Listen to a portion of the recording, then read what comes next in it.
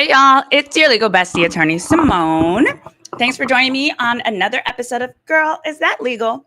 Oh, excuse me. I just ate a chicken nugget, y'all. I'm hungry. Where are my chicken nuggets over here? I've missed you guys, so I'm so glad I had the opportunity to be back. Now, if you missed it, last night we had the first official episode between Jesse Wu and myself of our joint background check show that we do. We're calling it To Lies Do Us Part. You have to make sure that you definitely check that one out. Oh, gosh, it's hot in here. Definitely check that one out. You can watch it on my channel right here or hers.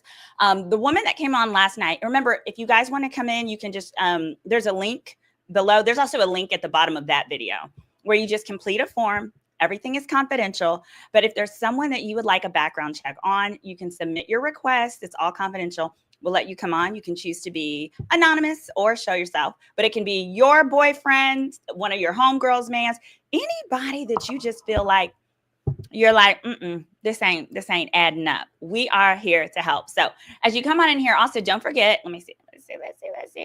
Don't forget, here we go. If you are ever in the state of Texas, let's see. If you own any property in the state of Texas, wrong one, this one. My title company is called Experience Title. Why is this not? All right, hold on. There we go. It's Experience Title. You can go to experiencetitleLLC.com or call 214-575-8300. We would be happy to help you close anywhere in Texas. And of course, there is also, here it is. This tab here. You can go to my website, SimoneRedwine.com. You can get my ebook on background checks 101 right here. You can also scroll down and schedule to book a consult with me. I do consults across America. Let me see right here. Yep, there you go. And they start at just $149 for 30 minutes. All right, let's get into this.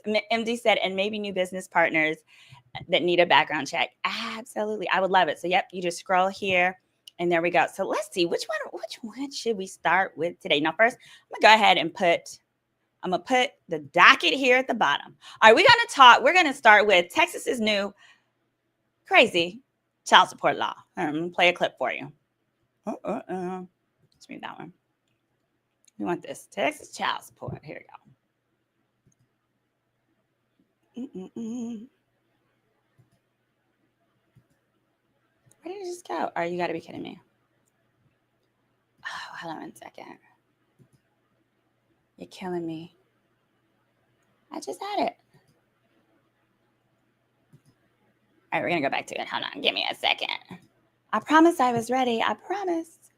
Here we are. It's so hot. I swear I had to just restart my computer, so forgive me, y'all. Here you go.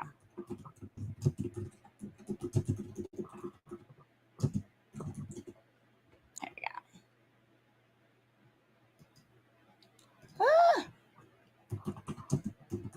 Y'all have to see this clip. It's very ridiculous. Here you go. All right.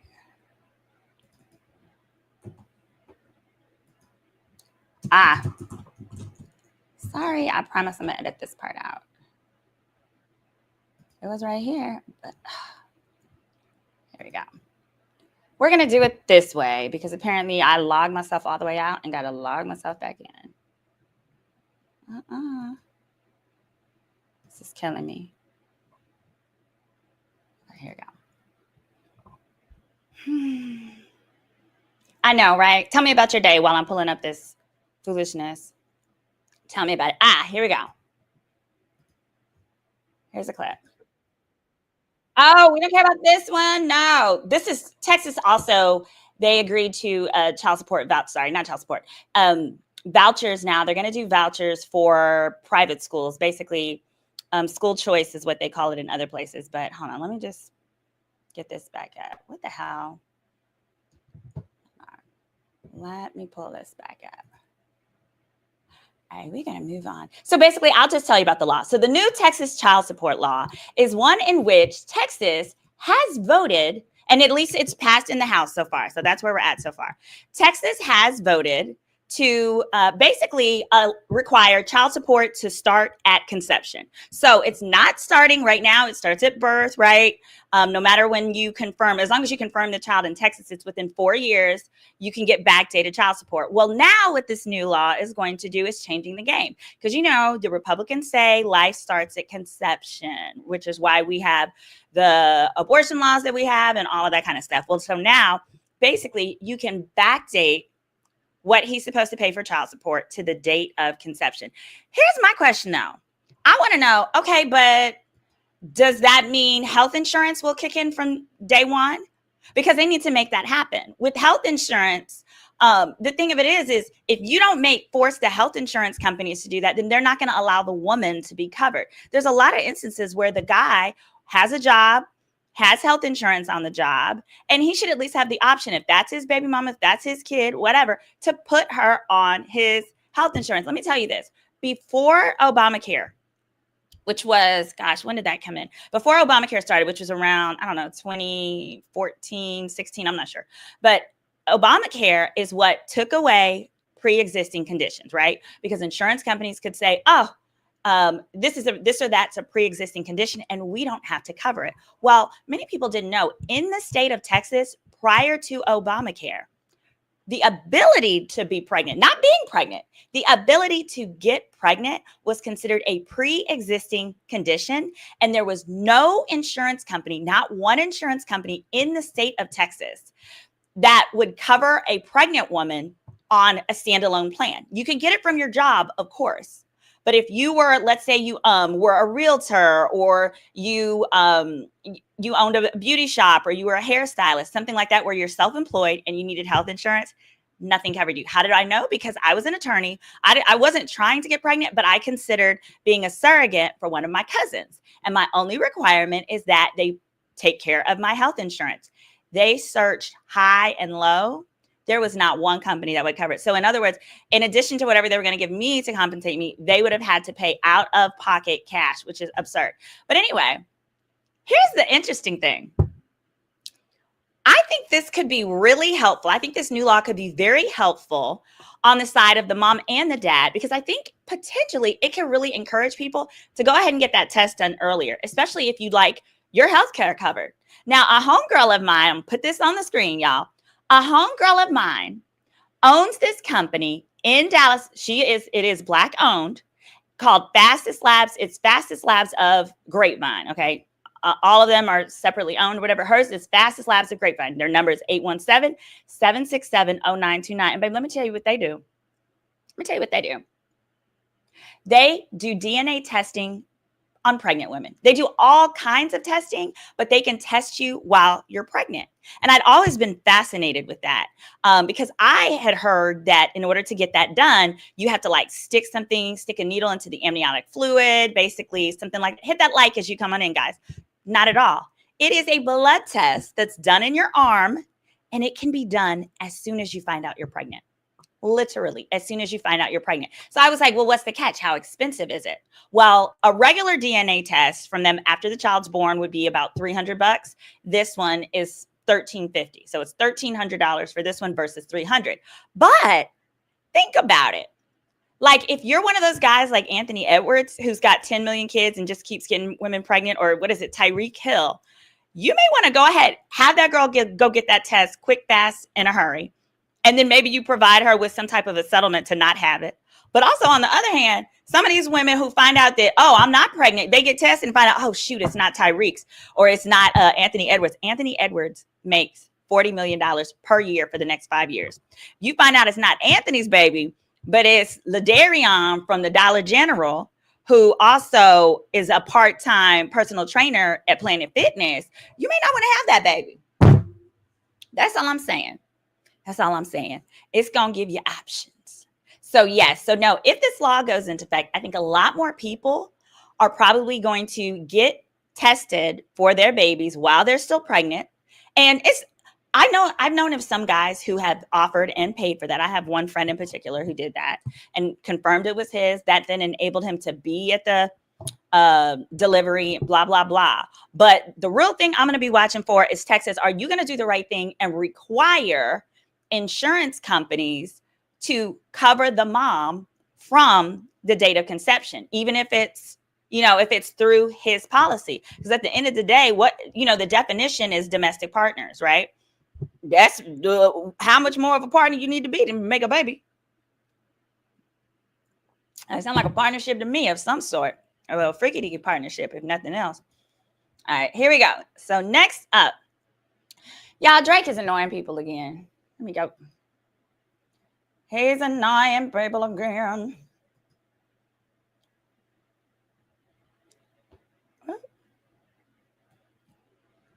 Did this one update? Let's see if this updated on your end. All right. Let's take it down and then put it back up. Here we go. So Drake has the lawsuit going on with UMG. And I want to put this up on the screen. Here we are here. There we go. So Drake says that Universal's promotion of Kendrick Lamar's Not Like Us at the Super Bowl and the Grammys shows intentional defamation, according to new legal papers. Let me tell you about the basis of this lawsuit. When I read it, so a number of people were saying that, there we go. A number of people were saying that there's no way Drake would file, or they were asking, could Drake file a defamation suit? And I literally said, yeah, he could, but who would do that? You would lose all credibility as a rapper, because that's what rappers do, battle. Like you don't get to start a fight, because I believe he did the first diss. You don't get to start a fight and then be mad when you lose. You started a fight. And now you want to legally define parameters of a diss track? That just sounds ridiculous. So Drake has sued UMG over the promotion of Not Like Us. And he also says that UMG, which mind you, they are both signed to, Kendrick and him, that UMG tried to profit by making him a pariah. And UMG calls the lawsuit baseless, of course, and he calls it an affront to creative expression. Agreed. One of Drake's biggest claims is that allowing Kendrick to call him a pedo, especially by performing that song, allowing the song to be performed at the Super Bowl, which UMG does have control over what songs get performed. By doing that, they were basically enabling it. He said, Drake said the performance introduced millions of new listeners to Lamar's smash hit and have led to more threats against the Canadian rapper and his family. Drake said this occurred although Kendrick Lamar omitted the word pedo from his Super Bowl performance, because of course you can't say that on a family-friendly show. It was still seen by more than 133 million people. Austin and everyone, he states that part of his evidence is the fact that they omitted that word pedo because everyone understands it's defamatory. I like the logic there. I like where it's going, but it's still a stupid lawsuit.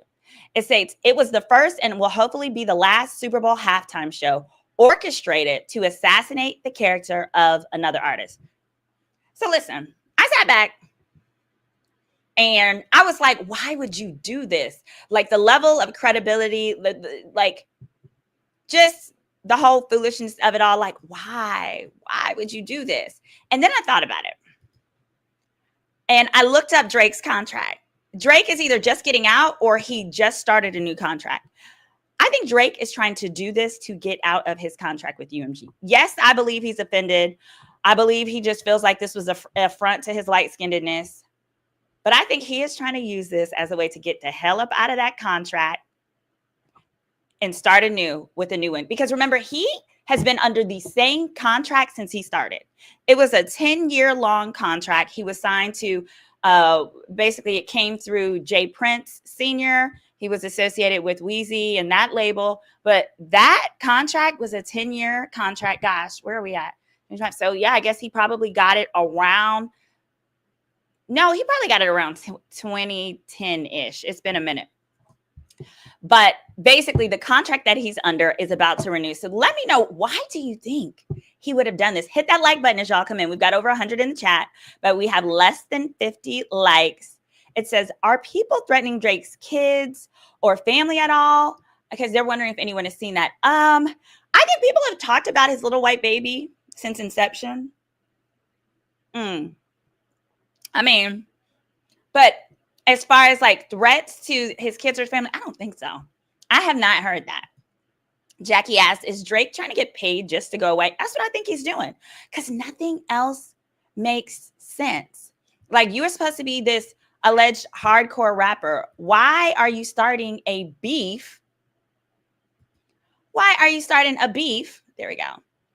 Over this kind of thing. It just seems ridiculous. It seems utterly ridiculous. Here we go.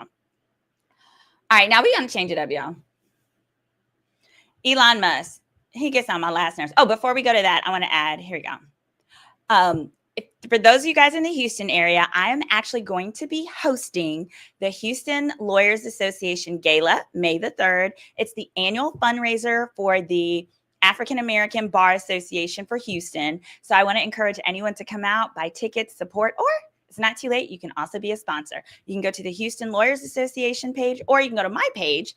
I collaborated with them on a post. Check my post from, I think it was last week. All right. Now, all right, back to Weirdo Elon. Let me tell you about this man. And let me tell you about this nutty girl of his. All right. So this woman here, this baby mama over here, is Ashley St. Clair. So apparently, Ashley is sick of her baby daddy. He has at least 14 kids. Interestingly, 2 of which are with nutty ass Amber Heard from the Johnny Depp ordeal. Amber Heard has never admitted that that's the father, but court documents pertaining to this case revealed that basically he is also the father to at least one of Amber Heard's children. I think it was 2, as well as Amber Heard and Elon had an agreement that they would freeze embryos. Basically, he would, nut in a petri dish, mix it up, put it in the refrigerator. And she actually sued him, or he sued. There was a lawsuit. They sued each other because after they broke up, because she's crazy, he did not want her to have access to these eggs. So I say that to say he's running around making these babies. And I'm thinking to myself, that's ghetto. But I had to know, like, what would make a woman agree to this foolishness? Well, baby, we know now. We know why. This is what he pays to his baby moms. So apparently, Elon Musk pays each woman to have one of his little in vitro babies, because most of them are in vitro. I think he nutted up in this one, though. Her name is Ashley St. Clair. He pays a lump sum of $15 million plus $100,000 per month until the child turns 21. Well, honey, that sounds like a plan to me. That sounds like a plan to me. That'll do it. Well, everyone, and then part of the agreement is you have to sign a non-disclosure. You have to agree to not take him to court and, proceed with that. Everyone has agreed except for this one. So she, when the baby was young, she took to Twitter to basically say Elon wasn't responding to her text messages, blah, blah, blah.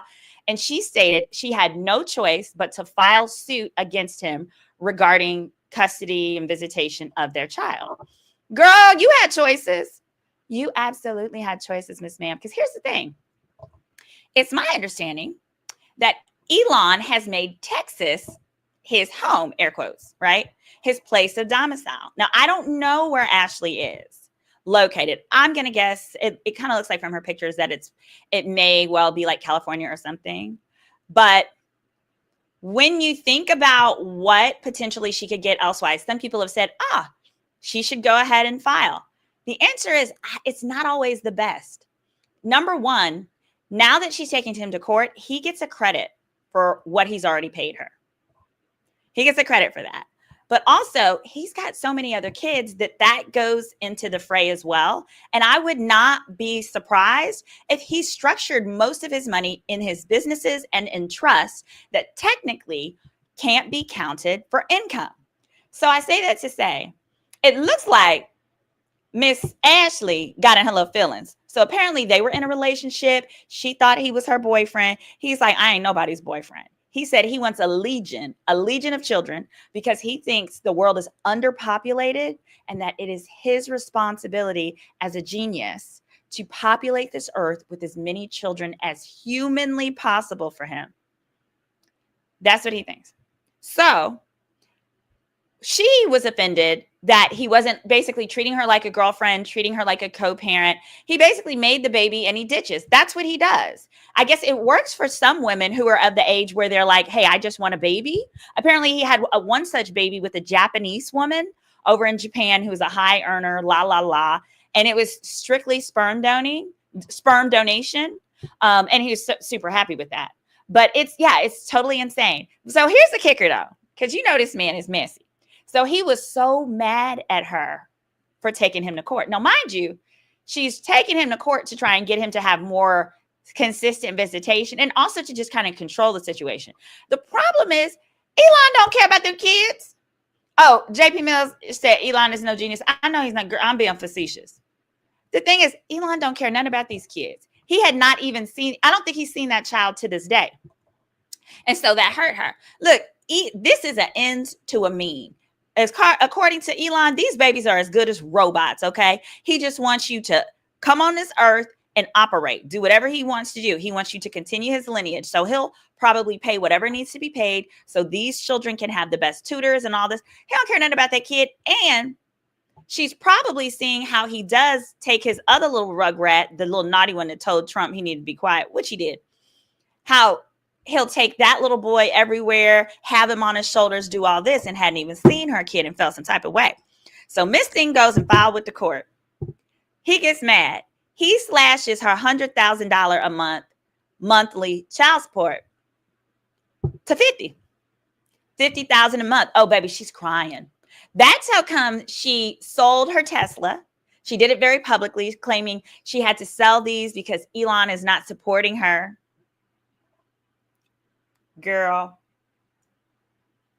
she can't make it on $50,000 a month. Remember, it's $50,000 a month plus the $15 million she's already received. She's already received. Yes, JP Mills said the kid is his shield. You're right. In case somebody wants to pow him, they're gonna get the baby first. Says, why does she want his weak genes in her body to create? I'm so grossed out by that. I prefer the idea that at least it was like a petri dish baby. That way you don't have to like kiss or touch him. But so he's pissed at her because remember the agreement. And the thing of it is this, because their agreement was the $15 million up front, the rest of the money monthly, and she could never go to court. Because she's gone to court, he no longer has to pay her that $100K a month and hasn't. So he slashed it to 50. And then she went to social media. First she went to social media and said all this stuff. So he slashed it to 50. Then she filed. He cut her down to $20,000 a month. Oh, she don't know how to act. She don't know how to act. She's living in New York at $20,000 a month. She can't use it. And part of the grounds, these are part of her grounds, y'all. Why she said that the agreement he provided her was insufficient and she wants to go to court. She said because it does not provide security detail for the child or for her, and that's necessary for her. It does not set up a trust fund for the child. And I think it didn't include healthcare. Listen, little stupid bee. Listen, idiot.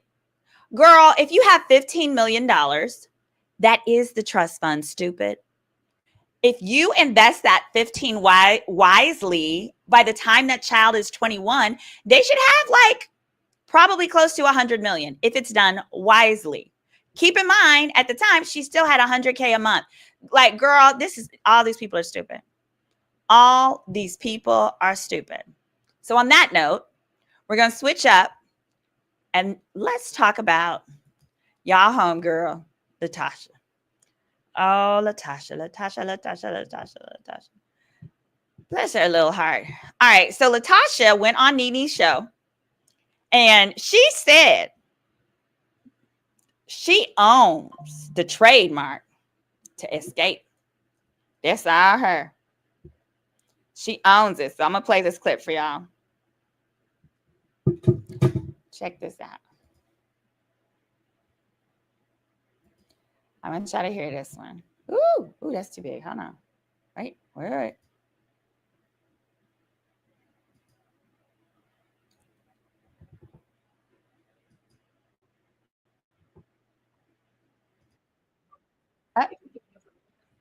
There you go. Switch it out. Here we are.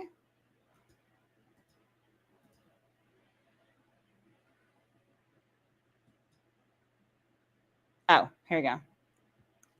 Remove this one. And yeah. These different places to call and contact. She's talking about Tiny. And we were just happy that we had people just reaching out. We had an overwhelming response. So good. But she is one person that every time I see her, she's always kind to me. Tiny. But Tiny is never, ever, I don't care where she see me, is, what's up, girl? What's up? How you doing? And we would talk and stuff like that. So you don't think that you can go to her? Is she the owner of Xscape? She owns the I don't know. The name. No, I own the name. No, girl, let me turn my chair back around. Wait 1 second. Now, I own the name. Did the chair turn? You did. You own the name of Xscape? I do. Now, how they going to be outside using it? That's why everybody's like, what are you doing? Why? How can they? I mean, but wait a minute now. This is a trademark name. Yes, ma'am. And they can go look it up yourself. Yes. How they get to do that? They're not supposed to. So if you really wanted to, if I really wanted to, you could really sue them or something. If I really wanted to, because I've always thought that Tiny owned the name for some reason. Not. No, but if you really wanted to go a step further, you could. I mean, I put my sister's name on it, so both of us at this point own it. Mm-hmm. Yes, if I did. If I always thought it was Tiny. No, she would. If you would have asked her, no, I don't own that, baby. That's them sisters over there. You know what I'm saying? That's them too. All right. Now I'm gonna break down the real law, and because I pulled the documents. Okay, we got the records here because y'all know where y'all at. Y'all know where y'all are at. Now, Neighborhood Talk had posted this stating, "You said look it up. Trademark search shows Latasha's ownership of Xscape name for live performances is dead, but her sister has an active trademark for it." Okay, I love Neighborhood Talk, y'all. That's why we should work together. You want to have a lawyer on your squad, you can run these things by me, boo. I would have looked over the docs and I would have explained. They are partially right. So I'm going to put the docs up here. I know it's kind of small. Let me see. All right. So Latasha's little trademark. This is it. She filed it. I'm going to put it bigger. She filed it, but then she got this notice like a year later that said it's a notice of an incomplete trademark. That she didn't complete all the stuff that she needed to do, basically. This is what she had initially filed and with the trademark attached. So she filed it October of 2004. May of 2005, it was assigned. And they basically said, hey, you didn't do it right. They gave her a timeline. It says that it failed to identify recognizable goods or services, blah, blah, blah. She clearly did it herself, bless her little heart. And it stated that she needed to file it again, and she was going to have to pay all over, which was like $375 because the price, it went up. So apparently she didn't want to pay her little $375. She let it die, and she did nothing. Or, I don't know, perhaps the other girls caught wind of it and got mad at her. I don't know. So then you saw that article that Neighborhood Talk has said, like, oh, your sister owns it. So then I pulled them records. I got them too. Here's the tea. Let me pull this banner off. Both of the sisters do own it. So she was telling the truth. She said, well, she's saying I put my sister's name on it too. So this is the actual valid one. The status is March 22nd, 2024. This is the valid one. This is the one that's been registered. And I went and I checked the names. Owner, 2 of them. Tamika Scott, Latasha Scott. Attorney of record, though, is Tamika Scott. So really what it looks like It looks like Tamika put her name on it. It don't look like she did it. It looks like Tamika put her name on. Let me go to the last page. Hold on. Ooh. Oh, moments out. Hold on. Yep. So this is their official trademark. It was registered in 2017, which was wonderful. Can you imagine that all them years, nobody else went in there and registered it? And it has both of their names on it. The official one, right? It's got Latasha's name. It's got Tamika's name. Also, by the way, guys, I hope they got sense enough to have used a P.O. box or something, because this is public information. But here, yeah, it's official. And wait, I have some more tea for you. I got some more tea for you. Let me see. I'm going to look at the original. This is the original application that was filed in 2017. Hold on. Because they misstated the law, and I want to make sure you have the tea. Look at this. Hold on. Oh, yeah. Look at this. Oh, poor baby. Look at this. Under the signature of who filed it, Tamika filed that. Not Latasha. Tamika filed it and added her sister to it, because Tamika is the one who signed it. Oh, wait, this is the one. Yeah, in 2023, Tamika signed it. 2017. Blah, blah, blah. Original PDF. Yep. Hold on. Yep. Signature. That says Tamika, from what I see, as the person that signed the documents. Registration date, blah, blah. Correspondence information, Tamika, la, la, la. Anyway, I say that owner section, the owners, it does list both of them, like I said, but it looks like Tamika actually filed it. Either way, though, here's the real trademark tea. I want to make sure I see your comments and then I get them answered. We have almost 200 in the chat, and we only have less than 100 likes. Sounds like she is still telling lies. I think she is. I think she's still lying. Here's the thing, though. At the end of the day, she tried to act like she can keep somebody else in the group from using the trademark. No, ma'am. No, ma'am. You must have went to Google School of Law for that understanding. So that's not how it works. Here's how it really works. Because all four of them girls have been performing for the last 30 years under this group name, they all have rights in the mark. In other words, what could have happened if if Tiny wanted to use it, or one of the other girls? Tiny and the other girls have what's called common law rights. What common law rights are, it basically means, hey, we didn't go and we didn't trademark it, but we were using it first. So many people think first to file wins with trademark. It's first to use it. So how it works is the first person to use it has superior rights in the region they were using it. So generally it's your state, right? So therefore, if I was performing and I called myself Little Miss Xscape, and I was performing at, 3rd Ward of Houston, honky tonk bars or whatever, I would be able to continue calling myself throughout the state of Texas. I know I couldn't go internationally and I couldn't go outside of Texas and using it. But if I had developed that name as my brand, even though I hadn't trademarked it, because it goes by who uses it first, because they do not want people to run around hoarding trademarks in the same way that some companies will hoard a domain name, as an example. So long story short, the girls can continue to use it throughout America because that's where they were already using the name, trademark or not. She could not keep, if Tiny wanted to go out and say, I'm a member of Xscape, she could send her a cease and desist, and Tiny wouldn't have to cease nor desist. Tiny could respond with a letter that says, I'm using this under my common law rights. Those rights were established before you filed. You knew it, B, because you was in a group with me. Quit playing with me. Quit playing with me. Latasha, Michelle, Aitlian, the neighborhood talk are using semantics. And a lot of people just don't know. I'll never forget when I love the Dancing Dolls show.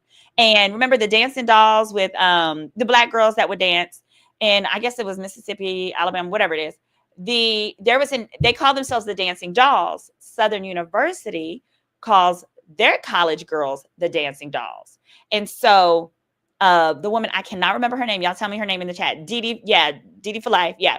The cheer coach for the dance coach for the Dancing Dolls, she went and she filed a Dancing Dolls trademark. Because Southern had never went around to get their trademark. Diana, thank you. Southern never formalized their trademark, which means whoever they hired as their general counsel for the university needed to be fired. But I know she felt like she had a win, but the truth of the matter is, and that filing was fine, but the truth of the matter is they both get to use it. And in the state of Louisiana, I would argue, and places where Southern plays, Southern could argue, no, we have common law rights, so they can't call themselves Dancing Dolls in the places where we are known as the Dancing Dolls, which is not limited to Louisiana. It's limited to whatever places have associated the Dancing Dolls with Southern. Anyway, that's just a little legal tea. Legal tea. All right. And last but not least on this docket, and I'm going to keep this one kind of simple because there's a lot going on. So many have asked me to give commentary on the Carmelo Anthony case. Carmelo Anthony is the teenage boy who was at a track meet earlier this month when he got into an altercation with another student, and at the track meet, pierced him, with a little knife, pierced him one time in the chest after the altercation that was started by the decedent, whose name is Austin. He stabbed him one time. He's claiming that it was in self-defense, and the boy passed away. So initially, Carmelo Anthony, and this happened in Frisco, Texas, Carmelo Anthony was given no bond. And then the judge, this woman here. So what happens in Texas is when you're first arraigned, you go before a magistrate. So not a true judge, not the judge that's going to hear your case, but a magistrate. That magistrate chose to give him, incorrect, gave him $1 million bond. But under Texas law, I'm based in Houston, under Texas law, you have to consider all of the factors. One of the biggest factors is, are they a first time, is the threat to the community and the likelihood that they'll flee and not return to face justice. Well, this is a 16-year-old. He lives with his parents. He doesn't even have a car. The threat of flight was low, and he had no priors. He had never had any issues with the law, as well as here you have to take into consideration, it was one stab. It was one. It wasn't, I'm so mad, it was one stab and I left the fight. Because Austin basically grabbed his backpack, grabbed him, punched him, is what was alleged in one of the versions. And so as a result, many people are upset that his bond was recently lowered from $1 million to $250,000.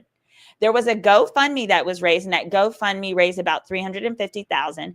That enabled this young man to be able to be bonded out. Now, keep in mind, even though he's a teenager, they had him at the big boy jail. They had him at the jail with people accused of murder and all these horrible things. So it had to be terribly frightening.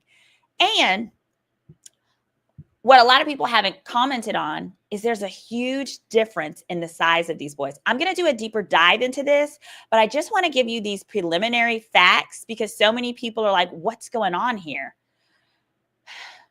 So in this situation, it allegedly started because they were at a track meet. Both of them were track runners, and Karmelo took a seat under the tent for Austin's school, and Austin chose to be the sergeant at arms and try and kick Karmelo out. Here's the thing that the media isn't covering. It was pouring down rain. It was pouring down rain. And I was thinking to myself, what kind of person do you have to be to try and kick someone out in the rain?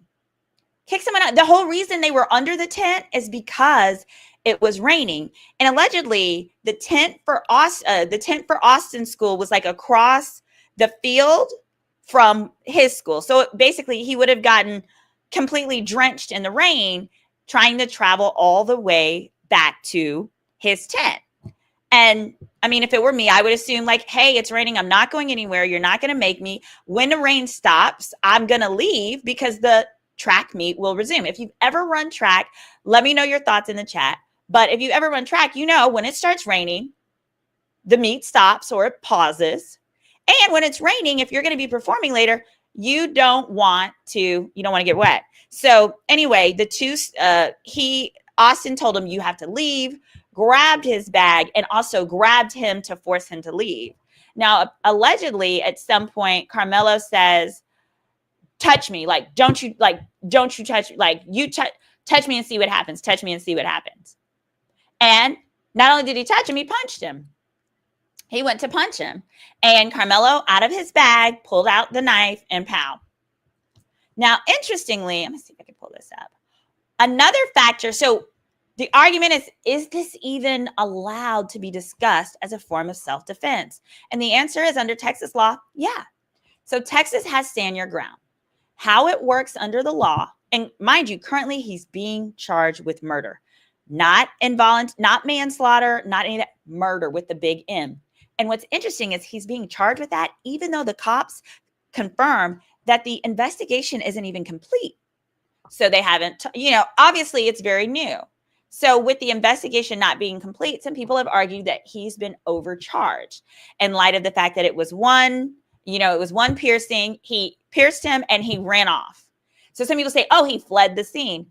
Well, if you feel like you're defending yourself in self-defense, once you stab the person, that's what I would do. I would stab and run away to what I believe to be safety. And ultimately, he didn't run far because he began to hear the commotion, and he was there.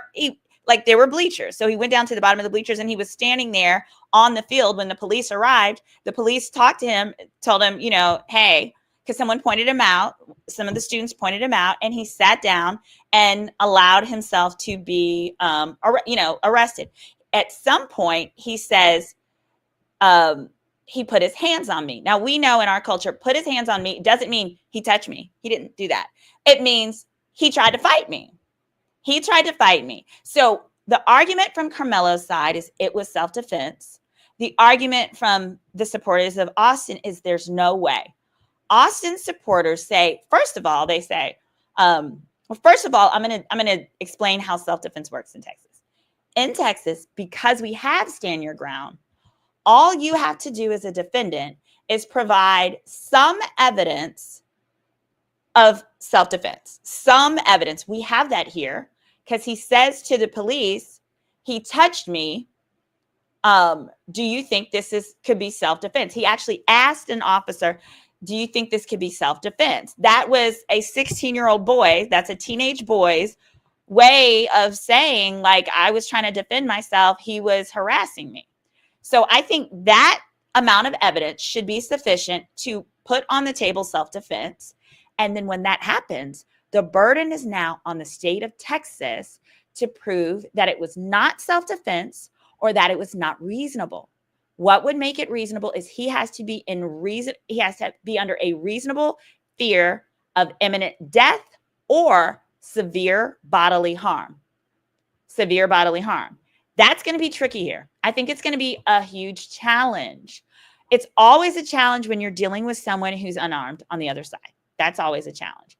But one of the interesting factors that I did look up is he is surrounded by none of his people, right? He's surrounded by Austin and Austin's buddies. Austin is about 4 inches taller. So Karmelo is 5'9", 130 pounds. Okay. He's a skinny little thing. 5'9", 130 pounds. Austin is 6'1" or 6'2", and he is 200 pounds. Austin is 70 pounds bigger than him. And Austin allegedly punched him. So part of the descriptions are unclear. That was there a punch and at the same time you pulled the knife and hit him back, exactly how that went. But apparently Austin grabs him, punches him, and then he uses the knife. Now, also Austin's support team, they're saying there should be no self-defense available to him as a defense because you are a minor and you brought a knife to school property. There's no way. You guys come here for the facts because I don't mind reading and learning the law and I know the law. That's not true. The law in Texas says you can bring a knife on school property. We are that jackleg. It is actually legal to bring a knife on school property so long as the blade is under 5.5 inches. His was a pocket knife. So to say, why do you have a knife at school? It's a pocket knife. All these little boys that be hunting, they generally have pocket knives. It's usually part of your keychain, actually. They'll have a pocket knife. There might be something on that pocket knife where you could pop open a beer. But the next time you see someone say in the comments, he brought a knife to school and that was illegal, you tell him not under Texas law. Under Texas law, even a minor can bring a knife under 5.5 inches. And it's really because historically we have hunters, we have farmers, we have people with pocket knives. So yeah, and they walk around with guns here. Yes, they do that. That is very true, Sasha. So I'll say this. I think it's really ugly how people are behaving. So when that bond was lowered, everyone was upset and felt that this Black judge did it because he is Black. Let me tell you something. That logic kills me because number one, that is the law and it should be applied to everyone. But what happens is because they're so accustomed to the law unfairly being applied to us, when it's applied properly, it looks like injustice. You have to compare apples to apples, oranges to oranges.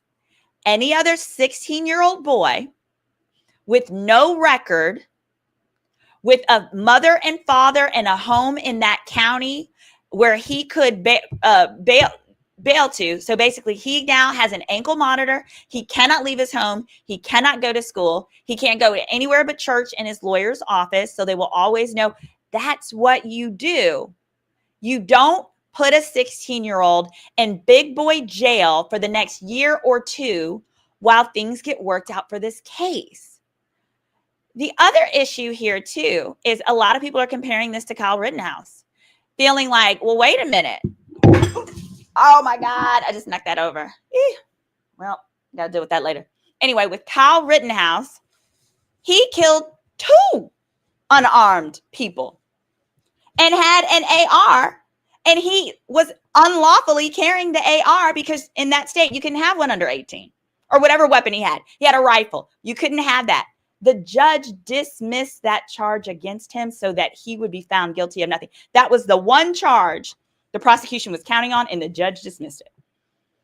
He was also allowed to get away with the rest of it because he said, he felt in fear, even though these people were unarmed. His claim was he felt they were reaching for his gun, but you weren't supposed to have the gun. And they might have been reaching for it because you were threatening them with it. So literally, these people were trying to defend themselves. He killed them as they were trying to defend themselves, and then he got out. But apparently, others aren't able to see the similarities between the two. Same thing with Zimmerman. They felt like, well, Zimmerman was beaten within an inch of his life, but you forget Zimmerman instigated that by stalking that man in the dark. And if you stalk me in the dark and you get super close, I'm going to punch you in your face too. I'm going to do that because I don't know who you are, and I'm going to get away and try and flee. Here it says, Karmelo's never been in trouble. He's had good grades. He was protecting himself. I hear it. Yeah. The real question that needs to be answered is going to be, was that reasonable to feel like you needed a knife in this instance? I think this is going to be a case, and these will be my final thoughts. I think this is going to be a case that absolutely positively needs to be moved out of Collin County. The problem becomes they're not going to want to move it out of Collin into Dallas because Dallas is brown. Dallas, you're more likely to have a Black jury in Dallas than you would Collin. But I do think, at least what we're hearing so far, you need to get up out of Frisco. There's already death threats. There's all of those things. And then, but the second issue is this could be one where I feel like they overcharged. This does not appear to be murder. If anything, it should be a form of manslaughter. There's certain ones where your intention is not, if his intention was to injure him sufficiently to flee, that's not murder. Murder is in the midst of committing a crime and blah, blah, blah. Oh, and let me be clear about this too. Some people say, oh, well, he shouldn't get self-defense because he was under other people's tent and he didn't have the right to be there. That's not how that works. That's not true. He had a right to be anywhere within that entire stadium, as long as it wasn't the girls' bathroom. You absolutely can be under another school's tent, because the truth of the matter is the tent is simply there. It's like a water station. The tent is there to give you cover in the rain and the this and the that. And it doesn't, you having a tent doesn't mean you own the entire stadium. You don't own the right to tell people any of those things. So yeah, it says KA will need a great attorney and tech. Let me tell you about this. I do have concerns about his team. I have concerns about his team. One of the reasons you always see me do pitch my legal consultations and how I do them throughout the nation is because one thing that I've noticed is that people of color generally have difficulty understanding or knowing how to get to the best lawyer, not just the lawyer that looks like you. You want to get to the best lawyer in your county, in your area. And previously, I had heard he had an all-black legal team. And I said, oh, hell to the no.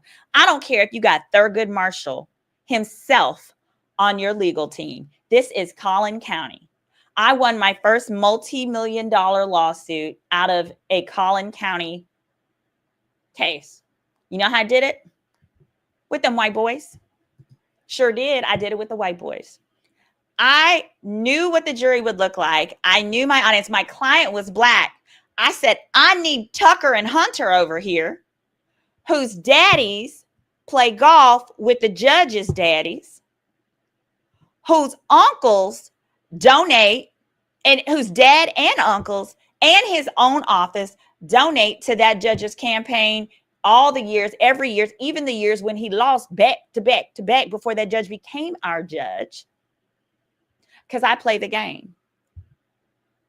I make sure they're good. They're good ones as far as they know what they're doing.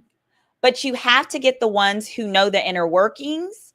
I really love to use ones who were prior DAs. Maybe they were assistant district attorneys and they're now friends with the head district attorney for the case, but you got to play the game. And so what I did like here is he has changed his legal team. His first legal team were lawyers that I was not aware of them having any successes in cases like this. He has a white boy. That's his head lawyer. And I don't know who else he has on the squad, but he has a white boy that's a head lawyer. He's got some people that are coordinating press conferences. I don't know how good of an idea that is, but I feel that his parents are well educated. And I feel like those parents are going to take the advice of the lawyer above all, because they just want the lawyer to have what he needs to have a fighting chance to give the son justice. And therefore, I think the parents are going to listen to the lawyer. I would not recommend a bunch of press conferences. I recognize. So let me clarify. The press conferences were needed to get him a reasonable bail. That's it. That's it. There just needed to be enough pressure to get the bail hearing.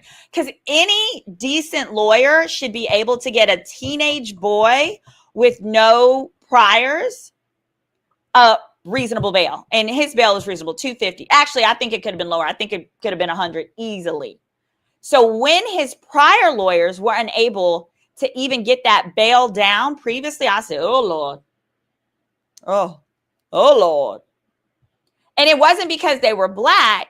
They didn't have a lot of cases in that county. I don't know that they played by the Collin County rules, et cetera, et cetera.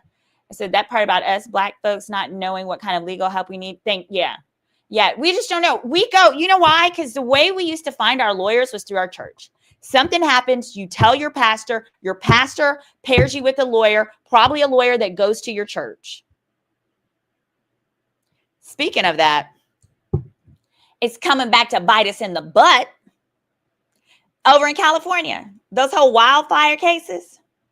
What's going on now is the white boys are now paying off California pastors, of Black churches, especially over off in Al Denta, where so many of the fires were, paying off the Black pastors to then get the cases for all the Black folks in the church. So if you or your loved one dealt with one of those fires and now has a lawyer, and it's some white boy they'd never met, because pastor said so. Pastor said it's a good one. That's a good white man. They just might want to be careful, because the issue is it's not the race. You want to ensure that they have the experience with that kind of case. Do you have experience fighting hard against insurance companies or against utility companies who said they've done no wrong? If you do, that's good. Because me, this little Black girl here, I worked with a firm whose strategy, like theirs, was you get a bunch of these cases, you stack them up, and then you get them to just settle. Because if we have 100 of these cases and we get an offer of $200K a piece, we've now made 200 million, or whatever that math is, right? Great. Get everybody to take it. But what if some of the people's damages were, there's no house in California that's only worth, even the dirt that's only worth 200, right? You want someone who's not just going to call you a number and treat you a number. And my bigger issue, this is my biggest issue with some of those firms that Attorney Crump partners with, those white boys he partners with, it's not that they're white, it's that they treat their Black lawyers like shit. I can't tell you the number of little Black girls that have called my phone talking about, I went to go work. I was recommended to go work at this firm because they partner with such and such civil rights lawyer. And when they get there, they're just used to walk into that Black church, get the case, and then they're harassed, they're retaliated against, their little snide jokes are made. Like, it is horrible. It's horrible. And then what happens is you don't want to say anything to that big civil rights lawyer that recommended you for the job, because you're like, well, maybe it's just me. Maybe I'm just not as smart. Or maybe they tell me that, like, oh, the affirmative action and this, that, or the third. I don't want to go back to my hero and tell him I'm not doing well, because what if he thinks I'm not as smart? When that's not it. The whole thing was they hired you to appease super great civil rights leader. And a lot of times I feel like those leaders don't necessarily know how poorly their Black staff attorneys at the firms they refer them to are treated. Some of them do know. And I know that some of them know. And they turn the other cheek because they make so much money from referrals. Because here's how referrals work. So if one of these Black attorney leaders walks into the church, they walk in, they do one presentation, they do it with the white boys, they get the contracts, and they get 10% or 20% of every legal fee that ends up being collected. And they do nothing else. They walked in, they smiled, they garnered your trust. So when I was a baby lawyer, and I remember my Caucasian firm wanted me to do that with Black churches around Dallas, get them into the Potter's House, get them into Friendship West, I told them, all right, what would be my bonus structure? I said, what? So what would be the bonus structure? I'm bringing you additional value. I'm getting you into a market you cannot get yourself into, because we don't trust y'all, because historically we have been lied to, stolen from, etc. So I wanted to know, pursuant to the additional value that I'm presenting, what additional compensation are you offering? They said, do a great job and we'll talk about it then. And I said, fuck you. I literally, at that point, I was also a judge. I was a part-time judge for my little town of Cedar Hill. And at that point, I said, oh, this ain't it. I created my business plan to get the hell out of there and open my own firm. But what I did first, before I did that, because I was like, I want a house. But I know it's really hard to get a house when you have your own business. Like you need like 2 years of tax returns, all that stuff. So I got my little dream condo while working for them. I closed on Thursday. I quit on Friday. I didn't quit. What I would do is I stopped working 60 hours a week for them. I gave them 40 hours because I also found out they refused to give me the six-figure salary that I asked for, because that was the market rate. At that point, I had been out of law school 6 years. So I was supposed to get a minimum of 100K, especially graduating from Cornell. They told me, oh, that's not how we do it here. We don't do it based on your years of practice. We do it based on your years with the law firm. I said, wait a minute. So even if I had 10 years of practice, you'd pay me as a first-year lawyer? That doesn't sound right. Only to find out that they hired a white boy who graduated law school 3 years after me, had not passed the bar, and had never, ever worked at a law firm before, $20,000 more than me. They gave him the $100K. So you know what I did? I did the bare motherfucking minimum. I clocked in at 9 and I was out by 5. They even pulled me in and they were like, Simone, what's going on? I was like, oh, well, I'm just working my compensation structure. And I knew it was going to piss him off. And then sure enough, I closed on my house. And then I didn't come to work the next day, or I came in late. I came in late on purpose because I kept trying. I was like, please lay me off. They laid me off. Thank God. They compensated me. They agreed they would not contest me filing for unemployment. And I used the unemployment compensation to launch my firm, because how it works in Texas, in most states, is you got to call in each week and tell them if you made any money or not. So on the weeks with my own firm where I didn't make any money, I'd be like, oh, I didn't make any. On the weeks I did, I'd be like, yep, I made $600. They asked me how. I said independent contracting. I reviewed some lawyer contracts. They said, okay. And I grew my firm and I got my first $1 million case. It was actually a case that attorney Ben Crump had turned down. It was a wrongful death case. I got my first multi-million-dollar case and I went from there. I say that to say this legal game is not for the weak of heart. There are a lot of different elements there. This is a case that unfortunately is super divisive because people are coming in feeling wronged on every side. The white folks feel that you blacks have come into our county and you're taking over and you don't know how to act. And now we've got this black lady judge in here. We need to protect her at all costs, y'all. At all costs. They're probably going to run this woman out the county because if she follows the law and she's fair, she will not get reelected. I'm going to tell you that. She won't get reelected. So they're feeling like there's been, injustice. And on the side of those who are, and the thing is, this on the side of those with Carmelo Anthony, most people are just saying, I need more facts. That's where I'm at. I'm not at the point to say it's absolutely self-defense. No, that's a leap for me to say someone's going to punch you, pull out a knife and jab. I'm more of the person, I need to get punched in the face a few times, like punch me once or twice. He did claim to get punched once.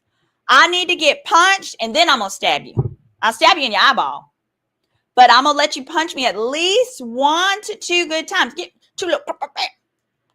I feel like, and then you can elevate it. So it's just really, really difficult. Yep, it says even the law firm Paul Weiss is doing pro bono work for Trump. Some think they'll make the first-year associates do it. Yeah, they will. They are, the law firms are doing this to stay in Trump's good graces because what he's doing is threatening and actually pulling security clearance for attorneys who represented people or went against them. The problem is that steals millions from that firm because the DC offices of those firms made millions of dollars by representing people in governmental lawsuits. And you have to have security clearance in order to do that. In other words, you can't represent Trump without a security clearance because he's been a president and you're going to see certain things. Somebody said, I saw the interview. She was lying about a lot of stuff. Oh, you might be watching a little later. But yeah, so in the end, my final thoughts on the Carmelo Anthony case so far is we just need more facts. We need more facts. We need more information. They need to stop talking to the media. This is not a case you want to fight in the media because everything and you definitely don't want to let this young boy do an interview. Hail to the no, because the state is going to request all of those interviews and is going to hold him to any and everything that they've said. If I were the lawyer, I would do my best to see if there was any possible way. And I don't know that this would be possible because Collin County is so Collin County, that you could work out some type of plea, a manslaughter, a this or that, where he could get a probationary sentence or a sentence where he's charged as a juvenile. He is 16 years old. He can't join the military. He can't vote. He can't even rent a car. Perhaps the happy medium would be charging him as a juvenile and sending him to a juvenile camp for some months. I could even a year, a juvenile camp for a year. That would be, and actually, that would be a huge win. Oh, and finally, before I leave, I want to leave you with something. So I did a little research. I wanted to say, were there any other cases? Tell me about any cases in Texas where someone killed someone else with a knife, but was able to get off on self-defense. Well, there was Candy Montgomery. Candy Montgomery, it's a Caucasian woman. Candy Montgomery was acquitted after killing Betty Gore with an axe in Wiley, Texas. Miss Montgomery claimed self-defense, alleging that Gore attacked her during a confrontation about Montgomery's affair with Gore's husband. So Miss Montgomery was the mistress, having sex with Mrs. Gore's husband, and she attacked Mrs. Gore with the axe. Well, the jury found her not guilty. And this case remains a significant example of self-defense claims in Texas. Now, you can just guess what Miss Gore looked like. And mind you, a crucial element is there has to be whether the person reasonably believed that force or deadly force, okay, it could be regular force or deadly force, was immediately necessary. That is a key point. And a second case that I found, that was in the 80s. This case is 2023. This was in Fort Worth. It says Juan Ramos Escamilla. In July of 2023, Juan Ramos Escamilla fatally stabbed his friend Agustin Pineda during a confrontation at Escamilla's home in Fort Worth. Escamilla claimed he acted in self-defense after Pineda became aggressive and lunged at him. A jury acquitted Escamilla, determining that he did act in self-defense. He was charged with murder, not manslaughter, not any of that. He was charged with actual murder. And the facts revealed that a component of it was he was yelling and shouting at his wife, at Mr. Escamilla's wife, and that the women felt like they were scared. It was his home. They were scared. He had no knife, but and it went all the way to trial. So there was no offer or any of that. So I say that to say, I feel like this case, that case, may be more similar or one to pull from. But in the end, we got questions. We want to know how many people were standing up and confronting Karmelo. Was it 4 or 5 guys and just Karmelo? Was it just Austin? I have trouble believing that in this high school environment, that this 6'1", 6'2", 200-pound guy, this guy who's 70 pounds bigger than Karmelo, is telling them, get out of here, basically, get out of here, scrub, and you got to leave. And if you don't leave, I'm going to make you leave. That he's doing that where everyone just sits around with their hands in their lap. No, the way boys go is when their homeboy gets up to charge somebody up, they get up too. And they're like, oh, let me go see that. They get up to either provide backup, to watch what's going to happen. But if you're in an environment where you don't know anybody else and you're there, it creates a different level of harm. We also need to be more clear on what was said between the two. By you saying, hit me and see what happens, many have said, oh, that means he shouldn't be allowed self-defense because he provoked him. That's not what hit me and see what happens means. You say, hit me and see what happens when someone is threatening you. You're saying, hit me as in, I dare you to do what you've just said you're going to do. You've already said you're going to do it. Now I'm telling you, if you do that thing, I'm going to defend myself. So, yes, there were a number of different defendants. There were several witnesses, including a coach. I want to hear just more stories from more students that witnessed it. I just think the version where he nicely asked to please leave under our tent, I think we all know that's not the case. It wasn't that, but whether or not it rises to the level where it was reasonable to pull out a weapon, what we would need to see are facts that made him feel like without doing that, he didn't feel like he could leave unscathed. So it's what was said, who was there, all of the above. So thank you guys for joining this episode of Girl, Is That Legal?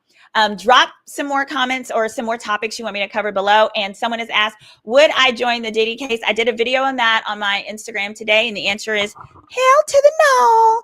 But more than that, I'm disqualified. I've been in touch and in private conversations with some of his victims, some of the actual witnesses for the state or for the government. So I actually can't because of that. So All right. Love you guys. Talk to y'all later. And don't forget, check out the episode with me and Jesse Wu from last night, Till Lies Do His Part background check show.